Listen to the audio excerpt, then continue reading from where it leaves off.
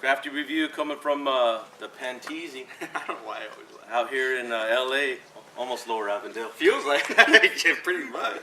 Well, you know, it's getting warm. It's getting warm, so you know we're talking about having some beers that you can relax poolside out here, or just in the park, or back here in the Panteezy, and it's something that's not going to be overbearing, but really clean and easy on the palate. Yep, that's about right. So yeah, like you said, it's starting to get hot. Spring training's around the corner, which is funny. It's February, almost March, and we're complaining that it's too hot. It's like 20 degrees back here. It's warm for what it is right now, man. It's too warm. So as you know, as the summer starts getting here, I'm already thinking, all right, got to switch it up. You know, can't be doing heavy beers anymore. Next thing I know, we passed out in the yard by 1 o'clock. Can't have that happen. Yeah, again. So what I was looking for is, when I think of summertime, obviously I'm thinking lighter beers, wheat beers, and you know, I have a habit sometimes of saying, okay, well, I know my go-to is this one, that one. As always, trying to expand my horizons a little bit, and keep trying. Yep. You know, one thing I've never really focused on or tried to find a good, you know, type of beer is Belgian beers. You know, Belgium's known for having some of the best beers out there, and they have plenty of breweries that are, you know, meccas for beer. But again, I've never thought about trying one. So thought we'd try it today, and as I told you before we started shooting this, the worst thing you can probably have is a Mexican trying to pronounce Belgian names and French names and stuff, but I'm going to try my very best. The beer that we have today is La Chouffe, and it's their golden ale. So what I really liked about it when I was reading up on trying to find some popular Belgian beers is I first started with, okay, what are some of the best beers out there? And this one definitely got some high marks, like on Rate Beer. Overall, it's a 98 out of 100. It's won multiple awards, but what really got me was the story. And so it was two brother-in-laws, Peter and Christian, and they, in the 1970s, they wanted to start up a brewery. So they tried making a bunch of different beers, and then they had, actually, I have my notes here, they have the date of August 27th, 1982. Is when they made their first beer, and they called it well, it was called La Chouffe or La Chouffe. Again, I'm probably pronouncing it wrong. The cool story is where they're located is in a village in Belgium called Chouffe or Chouffe. And so as the story goes, I'm glad you're saying this. Yeah, and I'm probably saying it wrong. Like I said, we probably just said about 4 different swear words. we're gonna have some French people, you know, Belgians yelling at me and screaming. But what's cool about it is legend has it that in the village where these two brother-in-laws have their brewery, is there used to be a colony of goblins, and they were known to brew some really good beer, enough beer that it got the entire country of Belgium drunk. And they were just constantly drunk, and everybody was happy-go-lucky, and everybody loved this brewery run by goblins. And a big flood happened to completely destroy this colony. And so it was left up to the humans to continue the legacy and continue brewing really good beer. And so legend has it that Chouffe, or Chouffe, was one of the lone dwarves that survived. And so in honor of that dwarf, these two brothers created their beer based on this guy. That's supposed to be him there with his red hat. So every beer that they produce has that gnome on there with the little red hat. And now, you know, like I said, they brewed their first beer in 1982. Their beer is distributed to over 40 countries around the world. So definitely they know their stuff. And again, I just really thought that was a really cool story. So what type of beer is it? So it's a golden ale, so it is going to be very light. I couldn't find that much information on the beer itself. What I did find is it's brewed with a lot of Pilsner malt, a lot of light hops, light flavored hops. So it's not going to be heavy. It's not going to be crazy. Again, I was looking for a beer that's light, easy drinking, and that's what I hope to find. What I do know is, surprisingly enough, I'm looking for light and easy drinking. It's 8%. So that's easy drinking. Yeah, it's easy to drink one. The second one you might not remember it. But yeah, so very low IBU. Easy drinking. Comes in this wee little bottle. Yeah, so I don't want to offend anybody. We know we should be probably drinking Belgian beers out of tulip glasses and stuff. But hey, we only got one. Shit, we ain't trying to wash dishes. Well, that's the thing too. Is I even went to the beer store and was asking, and they recommended it as well. and they had a whole, you can tell they had a lot in at one point in stock. It was the last bottle.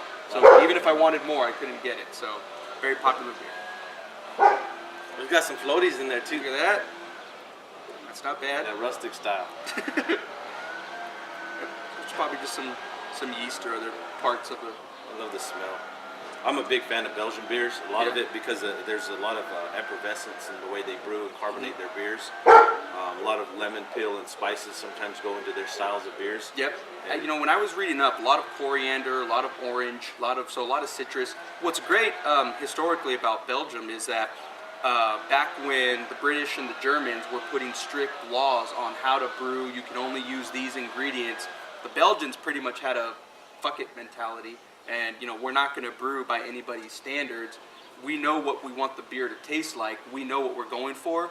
So whatever ingredients gets it there, that's what we're going to use. So Belgian beers are always known to be complex, to have some spicy, and then all of a sudden there's some citrus thrown in there. So they're just very known for being experimental and very rebellious, I guess you could say. So they paved the way for craft brewers nowadays because a lot of them are doing the same thing. They take a traditional style of beer and put their own twist on it, albeit putting whatever it is they want in it to get the flavors out. So a lot very similar to what they're doing nowadays. So let's give it a go.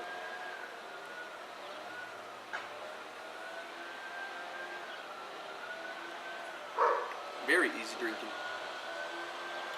So up front, I tasted like a really heavy malt flavor. Not heavy as in, it's strong, it's bitter, it's nasty, but it's not a Pilsner where it's just like straw or something really easy, like an easy light flavor. It tastes a lot of heavy malt flavor, but I taste a lot of orange. Definitely a lot of orange. A lot of orange. And I don't know if that's orange peel. Again, I couldn't find anything. If it's orange peel or if it's coriander, a lot of, like I said, I was saying, a lot of Belgians use a lot of coriander to get that citrus flavor out of there too. What I like is that you get the hops, you get the bitterness there, but then the malt's there, so you get a little bit of a sweetness, and I think that marries well with whatever citrus that they have going on there. Yeah. But then you kind of still pick up on the bitterness. It still resonates as you're drinking it, and then you kind of get the malt again. You can definitely taste both. One doesn't dominate the other one, and they're just both there. I enjoy it. Yeah, really it goes down really clean. Oh man. Oh, so that's who started. Inside joke. Oh man. That's really good, man. What I like too is, supposedly it's a light beer, but at 8%, you won't feel like a lightweight if you only drink a couple of them to that 8%. That's a really good beer. I really like that. 1 to 5. What do you got? I don't pretend to be an expert in anything really, but so I'm not going to pretend that I've had a bunch of. Neither of us pretend. Sometimes we pretend to be other things, but we're definitely not. But so I don't pretend to know everything about Belgian beers, and again, I'm barely getting into it. For being what I've read online, and now tasting it for myself, and I'm thinking light beers, summertime beers, I'm going to give that a very strong 4.5. Really good beer again. Not as easy drinking as I thought it was going to be when I was reading up, but then 8%. Actually, I really didn't know it was 8% until I was writing all the specifics about it. Now that makes sense. It's not as easy drinking, but it's still a very good beer. I like the way that it's very clean with the higher ABV. I get a kick out of.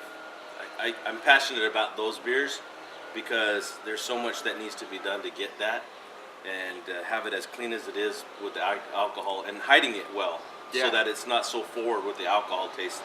I'll give it a 4.5 too. Yeah. I like it. Yeah, and it's hard. We just came from strong beer. I drank so much I don't remember if it was a week or two ago. But and so we tasted a lot of beers that when they get above 5, you really start tasting that metal, that stinging flavor. So when you get a beer that's really easy drinking and at 8%. Somebody's doing something right. They're finding that right balance. And you usually don't have to pay a whole bunch to get comfortable in the evening. Not at all. And that works. The question is, would you tap this little gnome? This little gnome? I'd tap him on the top of his little red hat, man. That's a good beer. I would definitely tap the shit out of that.